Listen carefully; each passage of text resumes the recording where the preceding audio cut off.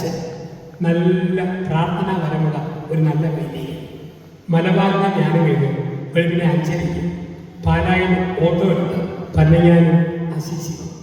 അച്ഛൻ വന്നപ്പോൾ 8 പേരുടെ കുടുംബം അച്ഛനെയും കാത്ത് രാത്രി ചേർന്ന് വന്നിട്ട് കാത്തു നിൽക്കുക.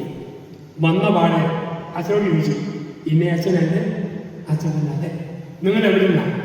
കണ്ണൂരിൽ. എന്താ പറഞ്ഞത്? ഇയാളുടെ ഇളയ മകൻ ഒളിച്ചു പോയി. അതിന് ഒന്ന് പ്രാർത്ഥിച്ച് നോക്കി എവിടാ പോയെന്ന് പറയാൻ വേണ്ടി പിടിച്ചോണ്ട് വരാൻ വേണ്ടിയിട്ടാണ്. അച്ഛൻ പറഞ്ഞു, അങ്ങനെ കഴിവുണ്ടായിരുന്നെങ്കിൽ നരേന്ദ്രമോദി ഭീകരന്മാരെ പിടിക്കുന്ന പണി എന്നെ ഏൽപ്പിക്കുമായിരുന്നു. അന്ന് ചെയ്യാം. അച്ഛൻ പ്രാർത്ഥിച്ച് പോയ ദിശ പറയാം.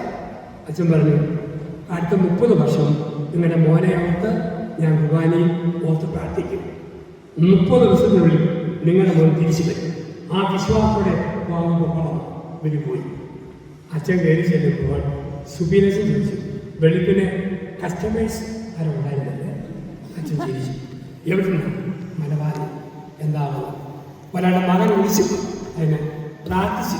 അവൻ പോയ സ്ഥലം പറയാൻ പിടിച്ചോണ്ട് വരാമെന്ന് പോയതാണ്. അച്ഛൻ പറഞ്ഞു, അതെങ്ങനെയാ പറയും? ഇപ്പൊ പോയ ദിശ പറയാൻ. അച്ഛൻ ദിശ പറഞ്ഞു, അതെങ്ങനെയാ പറയും? ചുമ്മാ കണ്ണടിച്ച് നിരഞ്ഞ് അവൻ വടക്കോട്ട് പോയതായിട്ട് കാണും. അങ്ങനെ പറഞ്ഞ പോലെ അച്ഛൻ പറഞ്ഞു, ഇനി പിന്നെ തെക്കോട്ട് പറയരുത്. തെക്കോട്ട് പോയാൽ തപ്പി കന്യാകുമാരി, പിന്നെ കടലാണ് തപ്പി നിന്നു പോകും.